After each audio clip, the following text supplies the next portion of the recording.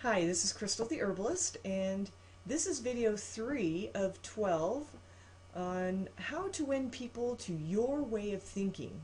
It's based on the book How to Win Friends and Influence People by Dale Carnegie, and I've learned a lot by reading this book, so I hope by just giving you a little synopsis of each of the chapters it will encourage you and motivate you to go read the book, because I'm only giving you just a little bit of the information.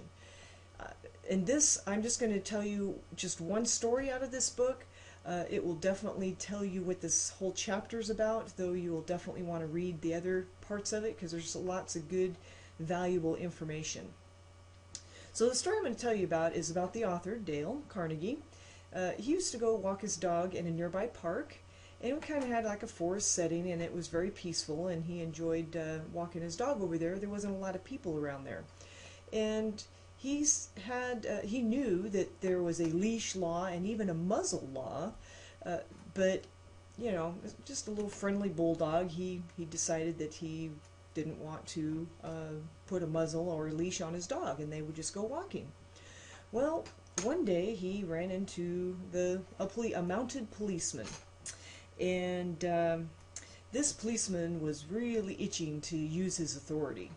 And so he was really reprimanding Mr. Carnegie, and telling him, "Don't you know you're supposed to be having your dog on a leash? And if I see you, walking your dog without a leash or a muzzle again, I'm going to send you to the judge." And he's like, "Okay, he meekly said, I'll put him on a leash, and I'll make sure he's got a muzzle."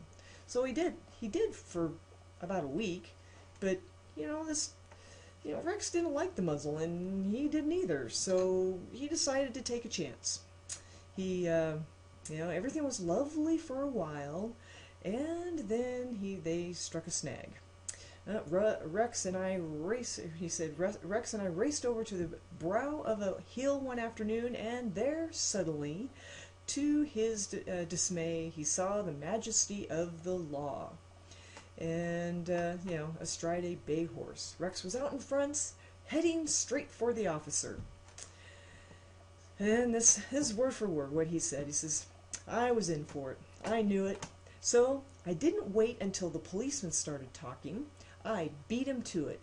He said, 'Officer, you've caught me red-handed. I'm guilty. I have no alibis, no excuses. You warned me last week that if I brought the dog out here again without a muzzle, you would find me.' 'Well, now,' the policeman responded in a soft tone, 'I know it's a temptation to let a little dog like that have a run out here when nobody is around.' 'Sure, it's a temptation,' I replied, 'but it's almost, it's against the law.' 'Well, a little dog like that isn't going to harm anybody,' the policeman said. 'No, but he may kill squirrels,' I said. 'Well, now, I think you're taking this a bit too seriously,' he told me. 'I tell you what you do. You just let him run over the hill there where I can't see him, and we'll forget all about it.' That policeman, being human, wanted a feeling of importance, so when I began to condemn myself, the only way he could nourish his self-esteem was to take the magnanimous attitude of showing mercy. But suppose I had tried to defend myself? Well, did you ever argue with a policeman?" He says, "But instead of breaking lances with him, I admitted that he was absolutely right and I was absolutely wrong, and I admitted it quickly, openly, and with enthusiasm. The affair terminated graciously, in my taking his side and his taking my side."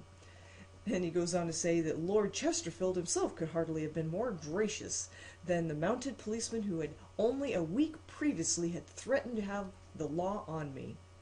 So I thought that was a great story to demonstrate if we just admit it when we're wrong, and admit it quickly and enthusiastically, it'll get us out of a whole lot of trouble. So I hope you'll take this to heart and apply it in your life. Please visit my Facebook page, comment, like, share. I would like to hear from you if possible, and I'll see you on the next video.